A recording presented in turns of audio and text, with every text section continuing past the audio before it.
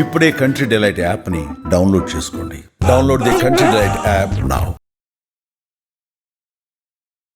దేవి దుర్గమ్మ, శ్రీదేవి దుర్గమ్మ, దేవి దుర్గమ్మ, శ్రీదేవి దుర్గమ్మ. నమస్తే అమ్మా. నమస్తే తల్లి.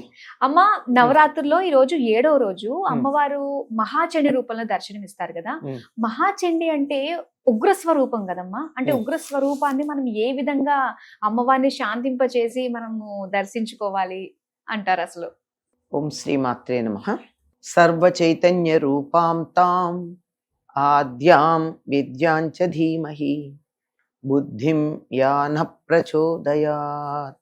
సమస్తమైనటువంటి చైతన్యము ఏ జగన్మాతదో, ఏ శక్తిదో, అటువంటి శక్తి మానవులకు ఎప్పుడు ఏది అవసరమైతే దానికి సంబంధించినటువంటి రూపాన్ని ధరిస్తుంది.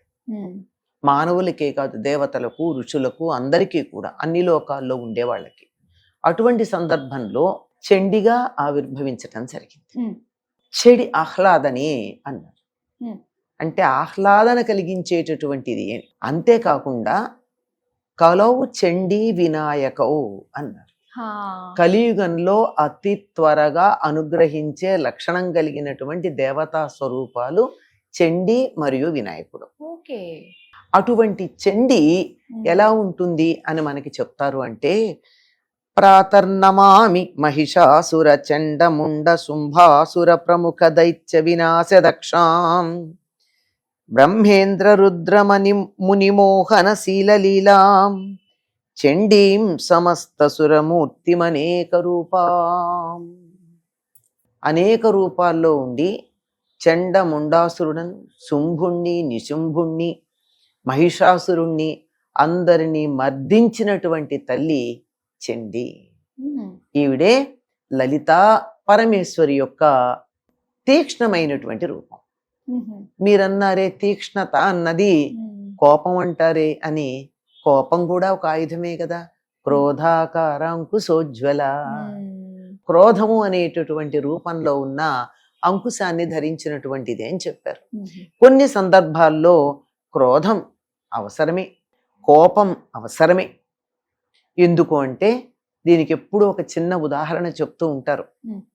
పిల్లవాడు అక్కడ ఉన్నాడు, కుక్కో పామో ఏదో వచ్చింది, వాడు గమనించలేదు, పిల్లవాడి మీదకి వస్తోంది. తల్లి ఏం చేస్తుందమ్మా అంటుంది.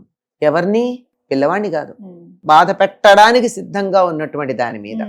కనుక ఆ విధంగా తన భక్తులైనటువంటి వారికి ఆపద కలిగించటానికి ఏవైతే వస్తుంటాయో వాటన్నింటి మీద కోపస్వరూపంగా ఉండేటటువంటి తల్లి చండి.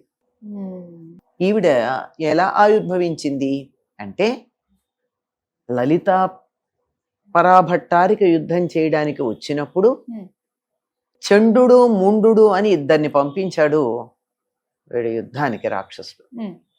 ఆ చండముండుల్నిద్దరినీ చంపాలి అంటే అమ్మవారిలా కనుబొమ్మలు ముడివేసింది. కనుబొమ్మలు ముడి వేస్తే ఆవిడ కోపం వచ్చింది. కోపం వస్తే కదా కనుబొమ్మలు ముడి. ఆ కోపంతో కనుబొమ్మలు ముడి వేసినప్పుడు ఈ కనుబొమ్మల నుండి ఒక రూపం ఆవిర్భవించింది, నల్లని రూపం. అందుకని ఆవిడని కాళి అని కూడా అంటారు. వెంటనే అన్నది, వాళ్ళ సంగతి చూసుకో అన్నది. ఆవిడ వెళ్ళింది, ఆ ఇద్దరిని చంపి తలలు తెగగోసి 2 చేతులతో వాళ్ళ తలలు పట్టుకుని ఇట్లా వచ్చింది ఆవిడ. ఈ విగ్రహాలు కనిపిస్తూ ఉంటాయేమో, మనం 2 చేతులు ఇలా పట్టుకుని వచ్చింది. చండముండుల్నిద్దరిని సంహరించింది కనుక ఆవిడ్ని చాముండా. తీక్ష్ణమైనటువంటి కోపంతో ఉన్నది గనక చండి అన్నారు.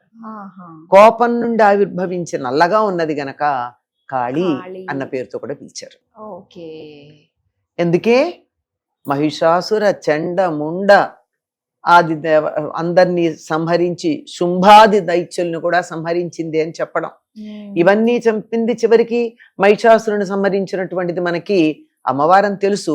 మరి ఈవిని చెప్తారేమిటి అంటే, ఈ ఒక రూపంతో వెళ్ళి సంహరించింది. కానీ ఉన్నటువంటి శక్తి ఎవరిది? అమ్మవారిది.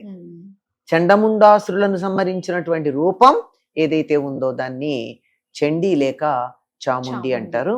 అందుకే కలియుగంలో అమ్మవారి ఉపాసన చేసినటువంటి వారు ఎవరైనా సరే ఎన్నో లలితా రహస్యనామ సహస్రాలు చదువుతారు, మరొకటి చేస్తారు. దానికి చిట్ట చివరిగా చేసేదేమిటి? ఉద్యాపనలాగా చేసేదేమిటి? ఉద్యాపనాన్ని కాదు, ఆ విధంగా చిట్ట చివరికి చేసేదేమిటి అంటే చండీ హోమం. ఓకే. దీన్నే చండీ సప్తశతి అన్న పేరుతో 700 శ్లోకాలుగా మార్కండేయ పురాణంలో ఉన్నటువంటి దాన్ని చదివి హోమం చేస్తారు. ఆ చండీ సప్తశతినే దుర్గా సప్తశతి అంటారు. ఓ చండీ సప్తస్థితి రెండు ఒకటే. రెండు అంటే దుర్గా అన్న చండీ అన్న ఒకటే. అయితే దుర్గాదేవే చండీ రూపాన్ని ధరించి వాళ్ళని సంహరించడానికి వెళ్ళింది.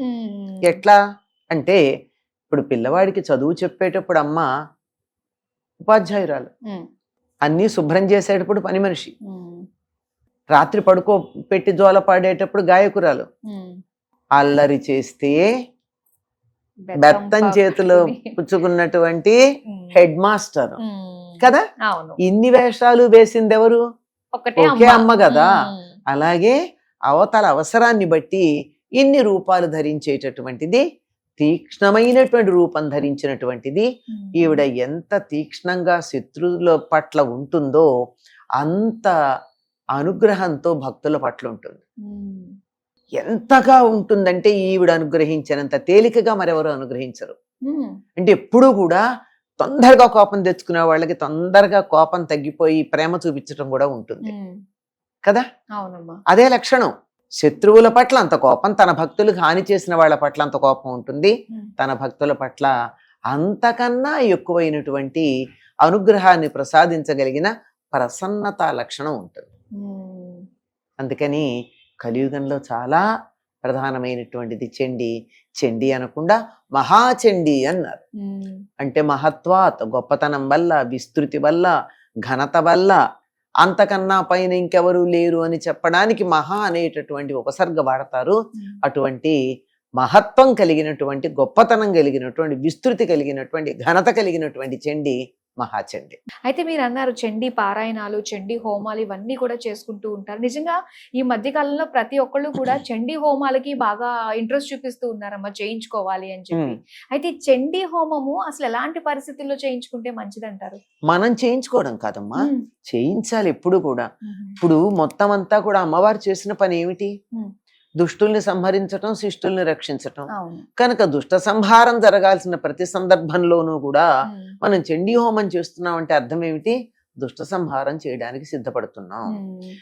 ఈ దుష్ట సంహారం అంటే నాకెవరున్నారమ్మా దుష్టులు? నాలో ఉన్నారు 6 శత్రువులు ఉన్నారు, షడ్వర్గాలు. వాళ్ళని పోగొట్టుకోవడానికి చేయాలి. నేనేం యుద్ధాలు చేయడానికి రాజుని కాను, యుద్ధ భూమిలోకి వెళ్ళను, నా దగ్గర ఆయుధాలు లేవు, నాకు ప్రత్యక్షంగా కనపడి చంపాల్సిన శత్రువులు లేరు, మరి చండీ హోమం దేనికి? నాలో ఉన్నటువంటి ఈ 6 శత్రువులు ఉన్నారే వాళ్ళని, ఈనాటి పిల్లల భాషలో చెప్పాలంటే, యూత్కి అర్థమయ్యే భాషలో చెప్పాలంటే, నెగిటివిటీ ఏదైతే ఉందో అది పోగొట్టుకోవాలి. అది పోగొట్టుకుని సానుకూల దృక్పథాన్ని అలవరుచుకోవడానికి, తనలో ఉన్న పనికిరాని భావాలన్నింటినీ పోగొట్టుకోవడానికి, ఉత్సాహం తెచ్చుకోవడానికి, జీవితంలో ముందుకు వెళ్ళడానికి, విజయం సాధించటానికి కావలసినటువంటి ఆ ధైర్యం రావాలి అంటే చండీ హోమం వల్ల వస్తుంది. అయితే ప్రతి ఒక్కళ్ళు కూడా చండీ హోమం ఖచ్చితంగా చేయించాల్సిందే. ప్రతి మనిషి కూడా ఇప్పుడు చెప్పి చేయించకపోయినా అందులో పాల్గొన్నా చాలు. మనం అందరం చేయించాలంటే దానికి చాలా పెద్ద తతంగం ఉంటుంది. అందరూ చేయించగలరా? సామాన్యులు చేయించలేరు కదా. పాల్గొనొచ్చు, అందులో భాగస్వామ్యం తీసుకోవచ్చు, సామూహికంగా చేసుకోవచ్చు. చండీ గొప్పతనాన్ని, ఆ కాళికామాత ఒక ఆవిర్భావం గురించి మాకు తెలియజేసినందుకు ధన్యవాదాలమ్మా. సర్వమంగళ మాంగళ్యే శివే సర్వార్థ సాధికే శరణ్యే త్ర్యంబకే గౌరీ నారాయణి నమోస్తుతే.